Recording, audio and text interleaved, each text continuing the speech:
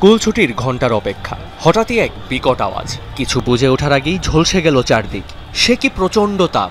মুহূর্তের মধ্যেই যা পরিণত হলো মৃত্যুকূপে।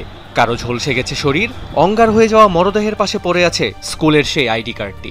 শিশুদের বাঁচার আকুতি। 3 অক্ষরের পৃথিবী বোঝার আগেই বাজল জীবনের ঘণ্টা।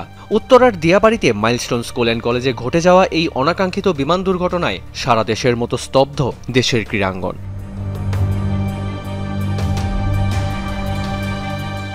হতাহতদের জন্য দোয়া চেয়ে পোস্ট করেছেন জাতীয় দলের সাবেক অধিনায়ক তামিম ইকবাল। লিখেছেন, যা হয়েছে ও হচ্ছে সবকিছুই প্রচণ্ড বেদনাদায়ক। ওদের জন্য দোয়া চেয়ে লিখেছেন, ওরা আমাদের সন্তান, ওদের জন্য আমাদের সবটুকু প্রার্থনা।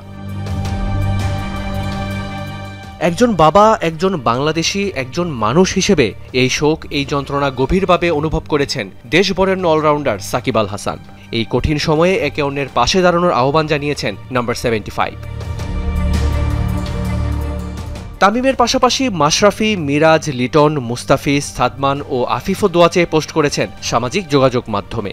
এই হৃদয় বিদারক ঘটনার পর নিজেকে আটকে রাখতে পারেননি মুশফিকুর রহিম। হঠাৎ এই খবরটি শুনে হৃদয় ভেঙেছে মিস্টার ডিপেন্ডেবলের।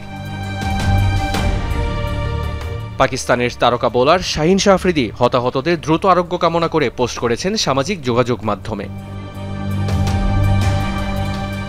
উত্তরাতে ঘটে যাওয়া এই দুর্ঘটনাকে মর্মান্তিক আখ্যা দিয়ে আহত সকলের দ্রুত আরোগ্য কামনা করেছেন বাংলাদেশ জাতীয় ফুটবল দলের অধিনায়ক তপু বর্মন। পাশাপাশি শোক প্রকাশ করেছে দেশের 2 শীর্ষ ফেডারেশন বাফুফে ও বিসিবি।